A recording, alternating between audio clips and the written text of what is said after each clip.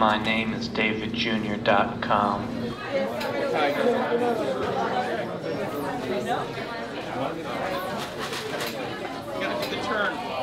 I want you to hit me as hard as you can.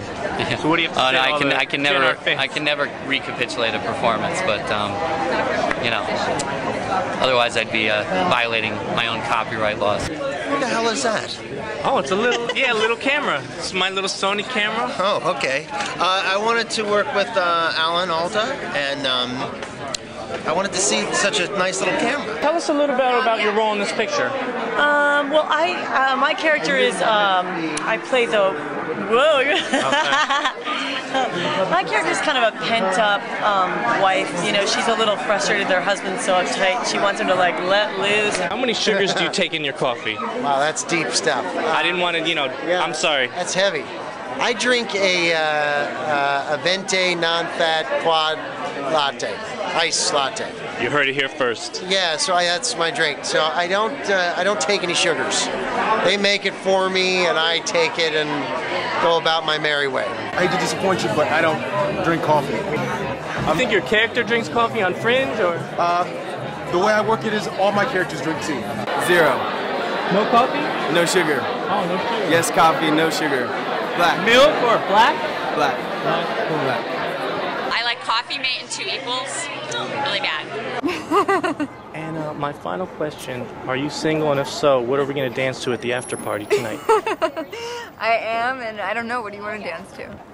Brittany, Paris, something. You choose. We could do Brittany. Brittany? Yeah. Sounds good. I like the nice guys, you know?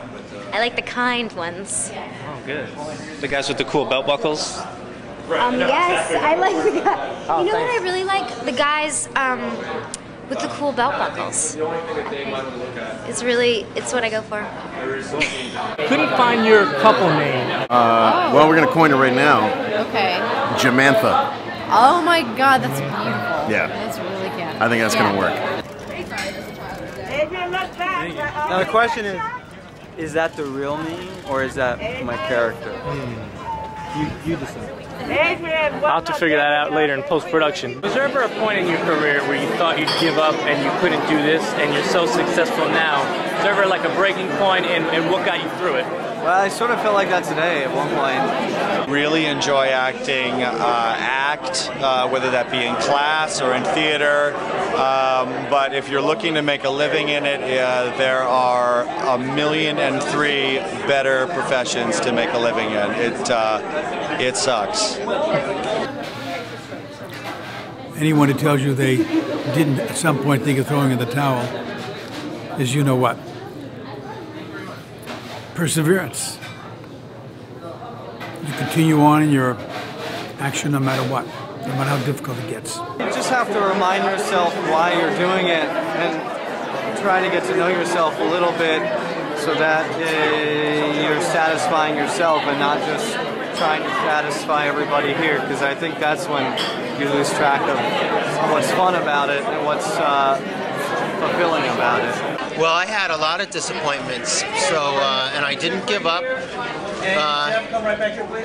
So don't give up too fast, but don't kill yourself either. I guess I went about 3 years without getting a part in Hollywood, and acting classes were expensive, and I was going to quit, and my acting coach, a great fellow named Howard Fine, let me come for, I don't know, a year and a half, and just sit in the back of the class and didn't have to pay, and I got to still be in class without having to worry about the pressures of, you know, paying for class and paying all my other bills. And if you love it, stick with it, and try and find other people who are like-minded and create your own work. Don't wait for other people to give you a job, and especially now with the advent of video, you really can make your own movies.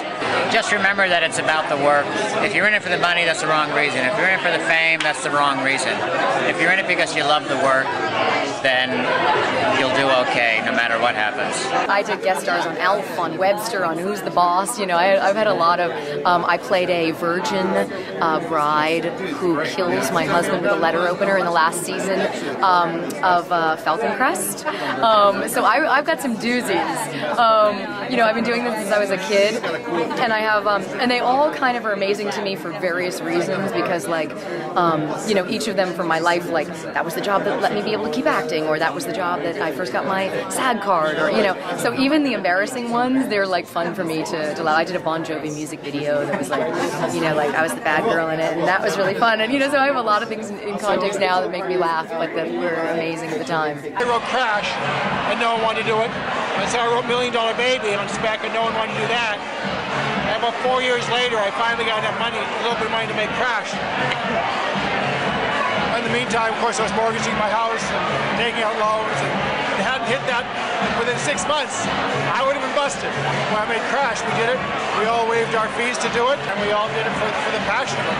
Then Clint decided he wanted to do $1 Million Baby, and overnight I'm like Paul Haggis or something. But it's like, it's hysterical because you know, the night before it's like, who the is this guy? It's still all new to me, and I'm really enjoying it. When things were sort of went down and fallow for me in Hollywood, I decided to change over and go for independence, and the independent world has really become my home. So there can be good things that come out of things that feel like defeats. I always sort of feel like, you know, you always kind of question whether you're going to hang it up or, you know, any of that stuff.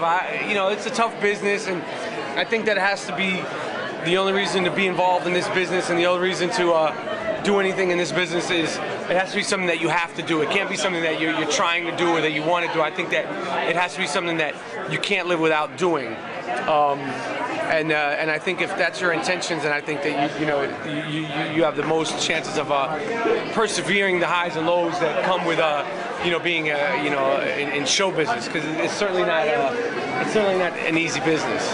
And I've had rough times like anybody else has, but it never entered my mind to stop doing it just because I was having a sort of, you know, rough time of it. I think those are the times that make the good times so much better. So if you can get through the hard times, it just feels so great at the end. I did give up, and I threw in the towel. You know, after a year of doing auditions in LA, it was so difficult, and I didn't get a thing, and must have gone on hundreds of auditions, and decided to get into music for a little while. I had a blast doing it, and then eventually, you know, got back into the acting, and that's when it hit. But I needed to grow a little skin on my nose, and getting up on a stage and singing for 200 people really helped to get that sort of that edge.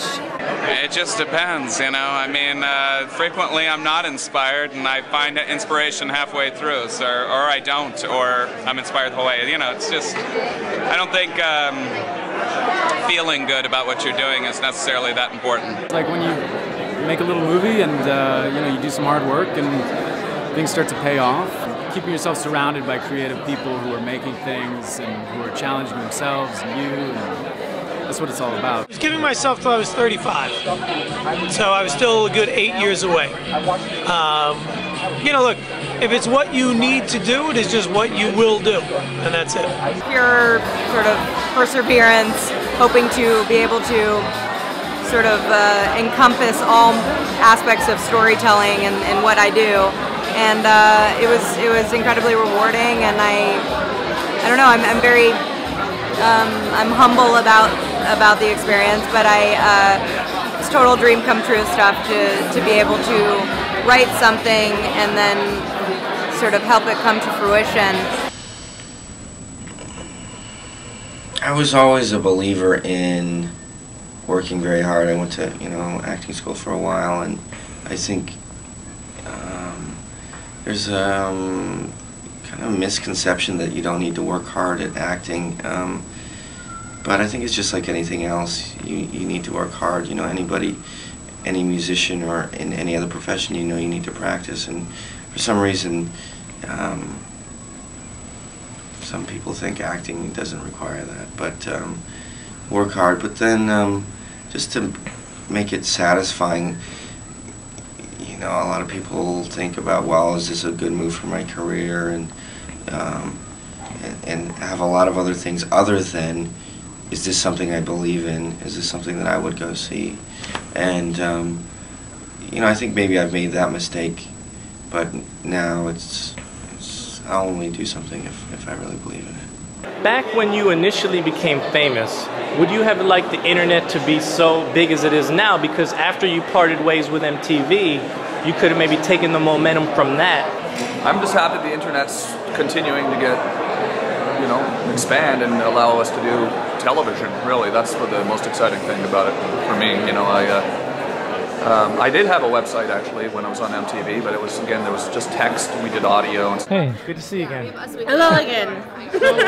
I really think I've had a luckier road maybe or a very different road than other people, where like my first audition ever got me nominated for an Oscar, which is pretty awesome. And so now I kind of can do whatever I want. Like I only do things that I'm really interested in, and I don't do anything for the money. I had a conversation about that earlier today, but I really do things that I like and that, kind of make me raise my eyebrow, which is really good. An incredible story about relationships and about love and about magic, and it was just, I felt like I couldn't put a label on it. When I first read the script, what first came to mind was the fact that I hadn't read something like that before, For me as an actress, I'm always looking for something new, I'm getting tired of seeing the same film being made over and over again. So the fact that it was its own living, breathing entity was exciting. And I got into character just by trying to understand the story and the girl's life and understand Victoria and all kind of fell together. Huge Cate Blanchett fan. One of my favorite actresses is Jenna Rollins, Katharine Hepburn. I don't know, there's so many great actors out there. But I went on to put that passion into my first short film at NYU. It was called Last Year in Vietnam. It was about 11 to 12 minutes long, black and white, cheap, with a French soundtrack, and spoken by my ex-wife. Marty Scorsese, my teacher, said that that's a filmmaker to the class, and that was perhaps the most inspiring thing I heard as a young man. Yes. What was your big break in the industry that got you there to do whatever you really wanted? And on that note, I just see so many cool young people here. I saw some girls over here drawing, and it was really, really good stuff. And like I do some stuff, I'm wondering what would bridge the gap from being in the audience to like breaking this barrier and going to you and maybe showing stuff, or like if you have a card to go, like break. You all come up here and I'll just go sit in the audience. That would be fine with me. I'd be more than happy to trade. Well, that's just what you're just saying. Is I was just lucky to do what you're doing, which is draw and just keep doing your own thing. And a little bit of it's luck. I still can't figure out how it happened. Because I was a terrible student and a terrible busboy and a terrible waiter and a terrible, pretty much everything. So it's nice to kind of just keep to your passion and just do, just do whatever form, drawing, music, film, whatever, just keep your own passions going that way.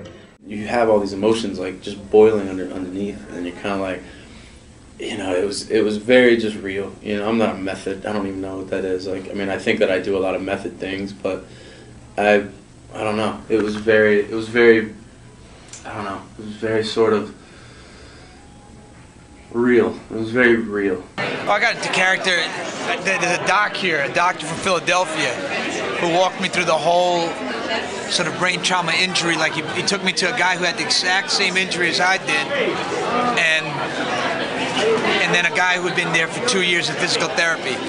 And that's how I developed all his kind of mannerisms, the evolution of this progress from the shot to physical therapy to 2 years recovery. All right, yeah, son. Get my film, man. To him. Cheers. To him, whoever he is. Oh, nice. You got your own lighting and everything. It's very sexy. The period thriller thing a lot. People don't do a whole lot of it's a camera. Yeah. People don't do a whole lot of that stuff anymore. But, doesn't that imply, a certain, you want me to do it? If you could, yeah. You ready? Yeah. Live long and prosper. After a few drinks at the after party. Life that is not here on our planet? Sure, why not? Why wouldn't you believe it? How's that for an answer? Do you believe in UFOs? In what? UFO. Ah, okay. Do I believe in UFOs? Simple answer, no. and I can answer it with a question as well. Why is it that 3 million Americans had encounters with aliens? And why is it that about 400,000 women had contact with aliens, were even abducted and gang raped? Why is it that most of them are obese, over 350 pounds? And why is it that we have never heard of any such case in Ethiopia? So I answered back with a question. Do you believe in UFOs? I was a physics major. No, I do not. I believe in life on other planets, but I don't believe. I believe two things. I believe that if they do come here, they're so far advanced than we are right now, just to do interplanetary space travel, that they probably would leave us alone, knowing that if they tried to interconnect with us, that we'd be freaked out. Do I believe in what? UFOs. You know, I think I do. I'm not exactly sure, but I'm leaning that way. See, I saw you ask Blythe, who's one of my dear friends. I've done a lot of. I did a television show called Threshold that was very UFO driven. Basically, I've done a lot of things that have been UFO conscious.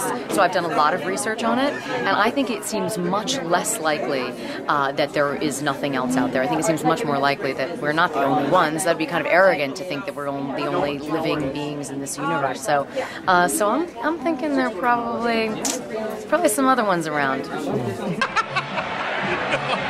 I wish I did.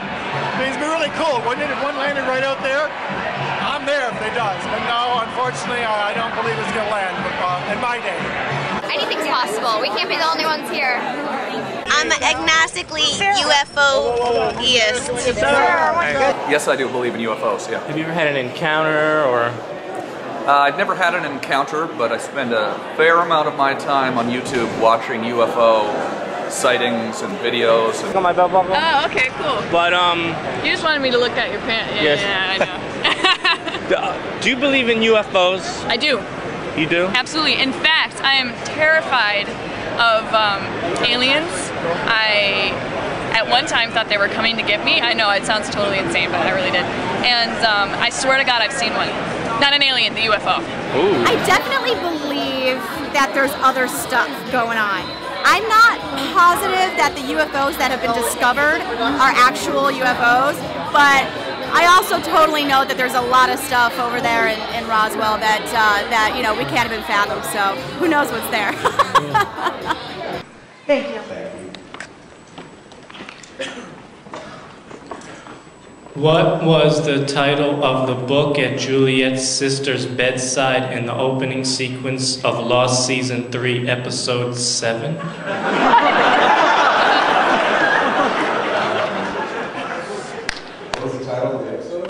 What was the title of the book at Juliet's sister's bedside in the opening sequence? My question's for Miss Olivia Dunham. I'm a little nervous, so I had to write this question.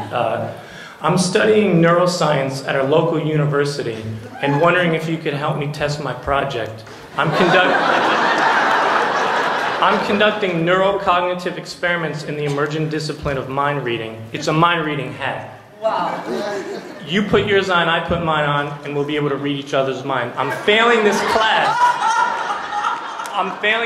And I know if we tested this, even if it didn't work, I'd get an A. Could yeah, help me out? Thank you.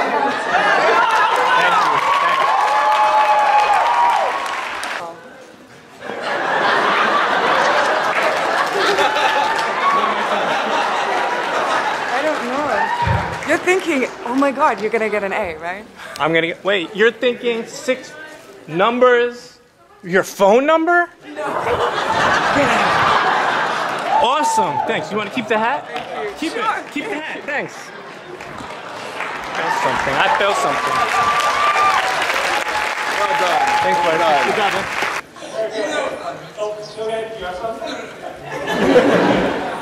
man. Making you better feeling. Choose one. Making you better feeling. Which one makes you better feeling? Why don't you have something to drink? Choose one, making you better feeling. Choose one, making you better feeling. You can ask him a question, like what's his favorite color? Yeah, why not? I asked her that earlier. What's your favorite color? Red. That's right. Good answer. My favorite color is blue. It's blue like my dress. Turquoise, brown, turquoise brown. What's his favorite color? Blue. What's your favorite color? Blue. I actually don't know. I don't know. I'm a crappy friend, huh? Blue.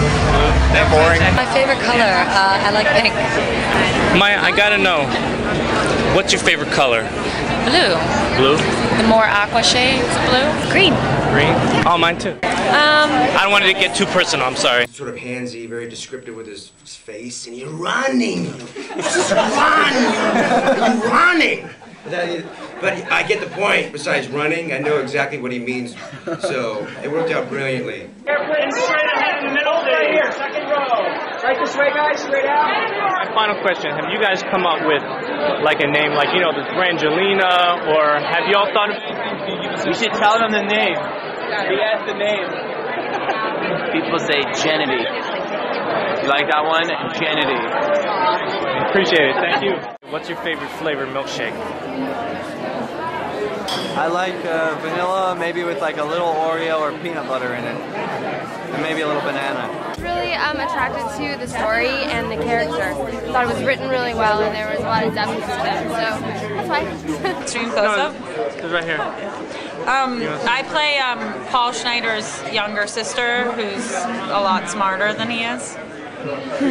Who is Michael Cera? I'm Michael Cera. What's your essence, you think? Oh, I don't know. And buddy, do you believe in UFOs?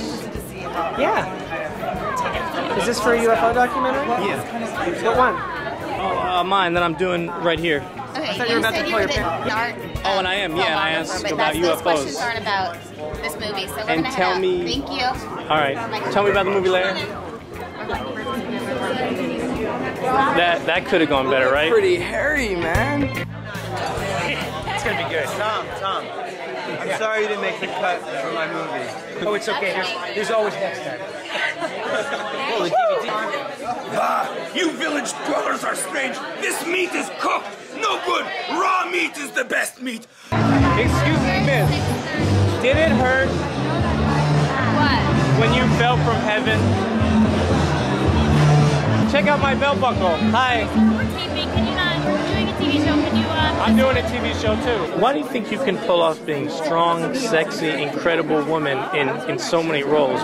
Wow, thank you for saying that. I don't know that I could answer that question other than that I love people and I really, acting is my favorite thing on the planet, so to be able to embody different characters and understand people through the characters that I play is one of the most exciting things for me. So if in any way these women feel to you like they have those qualities, I am I am really honored. Say you were George Bush acting in a Star Wars movie. How would you do it? Like if you had to pretend to be the evil emperor or something with...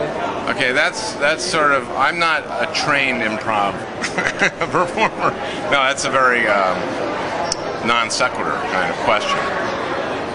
I don't think Bush should be... I did think once of having Clinton remake Air Force One. Remember the Harrison Ford movie? Yeah. And just put him in every scene that Harrison Ford did. Are you single, and if so, what are we going to dance to at the after party? The new Beyonce song, Girls Who Run the World. Let's do it. I might need to feel. Gen Art helped launch Crash, and which was a very cool thing. They screened it when before anybody was watching it. I heard they were having this, and it was invited, and I think it's a wonderful program. I like to support young filmmakers or emerging filmmakers. Christ, I'm still an emerging filmmaker. It's about a guy who thinks he's missing a shirt in his life, but really he's missing love in his life. So he goes on to search for the perfect shirt. What do you want the viewer to take away after seeing your film? You know, it's just a feeling that nothing really completes your life, that only you can complete it yourself by fulfilling what you really love or what you really love to do. And I'm in shock. This is more money than we've ever made in our entire career up to this point. It'll definitely allow me to to parlay the success into lots of things that I want, which is like maybe like more alone time and maybe like some Deepak Chopra books. Hey guys, you want to be in a real short film with us? He just won the Short Film Award at the Gen Art Film Festival. Like a 10-second short. You owe them money. Where's the stuff? I was lost what it. It was. No, what it was. You know, come on, give it the money. Where's the money? Look, dude, I'm kind of busy right now. Where's the stuff? Where's the stuff, dude? Dude, I had to go to the film festival. I don't have the money. The check comes in later. It's gonna be a really big check. You're gonna give me the same story, the check in the mail and all that? Okay. No, yeah, no. I'll send you the check. I don't care. I just. Where's the stuff, dude? It'll be really big. You'll be impressed. That punk. This punk, man. So are you the only cinematographer out there that doesn't need to look at the camera while he's moving it? Pretty much, just like yeah. boom, boom, boom, boom. So you want it, you got it. Would you have wanted to participate in Star Wars? Could you give us a line? I wouldn't know a single line from Star Wars, Shoot. I'm afraid. Don't leave home without it? Home without it. All right, Yeah. that's pretty good. Know a line. All right, thanks anyway. Well, there's no one way one learns. It's still a mystery, but some people learn best through a structured environment. Some people learn best through a free, unstructured environment. But I think in the long run, you learn to walk by walking. What does Robert Wilson mean to you as an artist? Well, he was an early collaborator of mine, and I can say we grew up together. We grew up together artistically, and we, mostly in the 70s, but we continued to work in the 80s and the 90s and further on. So he represents a kind of integrity and vision, which I admire tremendously. Is this a mutual inspiration? I guess you might say. I don't know. You'd have to ask him. On my side, it certainly is. Mr. Gray, thanks. It's a pleasure meeting you. Please open Do you like the design of my belt buckle? Yeah. You think maybe we could talk and design something? Thanks a lot. Wow, he's a cool guy, and I thought that he's definitely gonna we're gonna talk and he's gonna design something. So I'll get on to it. Great, cool. Okay, where are you? Do you like my bling buckle? Do you think it's fashionable? Oh, thank you. You look great. Thank you. You too. Wow, he's the Vogue guy. Now people are also empowered with video cameras and all kinds of electronic devices. Mr. Gore, a little nervous I had to write this down because I'm in the same room with Smosh, so I'm a little nervous. Mr. Gore, do you believe that the extraterrestrial technology that documents indicate has been discovered at the China Lake facility in California can indeed significantly reduce levels of CO2 as to halt global warming by 2099?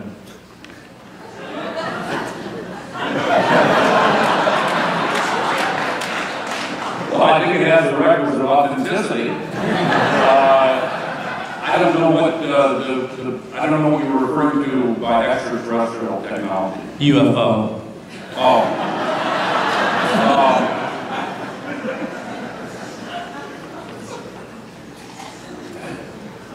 I personally do not.